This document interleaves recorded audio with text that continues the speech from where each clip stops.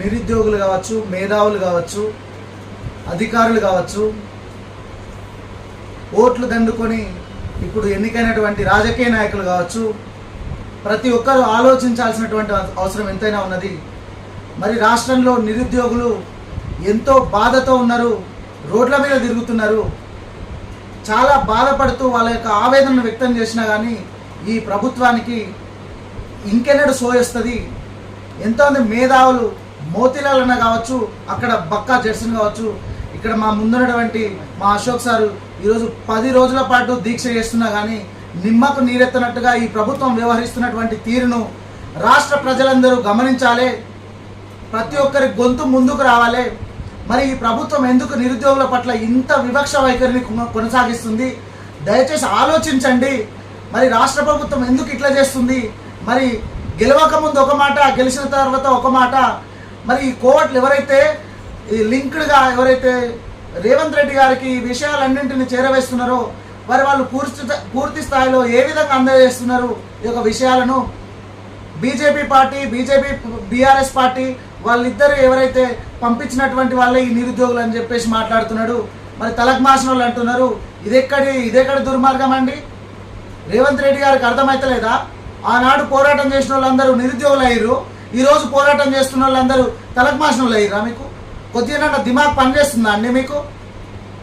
రాష్ట్రంలో మేధావులందరూ ఆలోచించాల్సినటువంటి అవసరం ఎంతైనా ఉన్నది.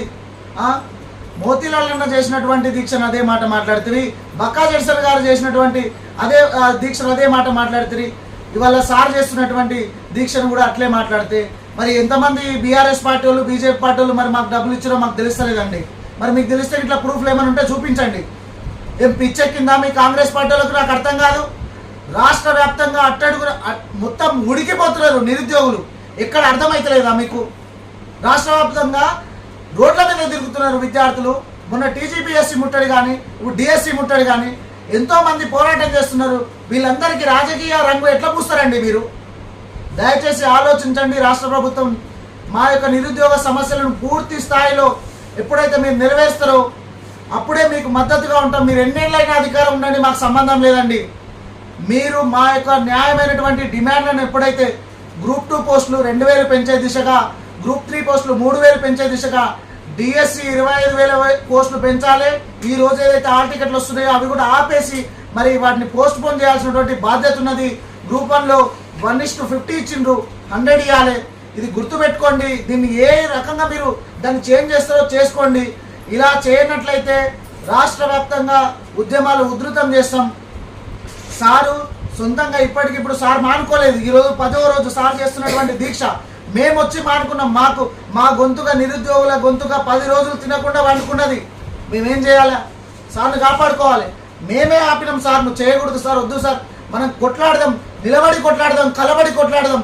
ఇట్లా అనారోగ్యంతో ఉంటే మనకే ఇబ్బందులు అవుతాయని చెప్పేసి సార్ను మేముగా వచ్చి సార్ను విరమింప చేయడం జరిగింది.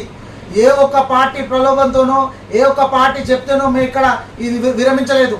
సార్కు నేరుగా మేము వచ్చి చెప్తే సార్ మేము చాలా బాధపడుతూ, సార్ మీరు మాకు కావాలి, మీ గొంతుగా మాకు కావాలి, రాష్ట్రంలో కలబడి నిలబడి ఎగబడి మరి కొట్లాడి మరి తెచ్చుకుందాం, ఈ మా ఉద్యోగాలు ఏవైతున్నాయో, మా సమస్యలు ఏమైతే నెరవేర్చుకుందామని సార్ చెప్తేనే ఈరోజు సార్ విరమించడం జరిగింది. సార్ మాటల్లో నిరుద్యోగుల గురించి కానీ, ఈ నిరుద్యోగుల పట్ల రాజకీయ నాయకులు కానీ, రాష్ట్ర ప్రభుత్వం కానీ వివరిస్తున్నటువంటి తీరుని ఒక 2 మాటలు సార్ మాకు చెప్పండి. వాళ్ళ ప్రభుత్వాలు ఏవైనా నిరుద్యోగుల పట్ల వివక్షణ, ప్రభుత్వాలు ఏవైనా విద్యా వ్యవస్థ చిన్నభిన్నమే. అంటే వాళ్ళకు రైతులు కావాలా, మహిళలు కావాలా, అందరూ కావాలా. కానీ రాష్ట్రానికి అభివృద్ధి సూచికలైన మానవ వనరుల అభివృద్ధి అయినటువంటి విద్యా వ్యవస్థ కానీ, నిరుద్యోగుల గురించి కానీ పట్టించుకోవడం లేదు. ఏమడుతున్న నిరుద్యోగులు ఉద్యోగాలు పెంచమని అడుగుతున్నారు. రైతుల్లాగా 2 లక్షల రుణమాఫీ మాకు అవసరం లేదు కదా.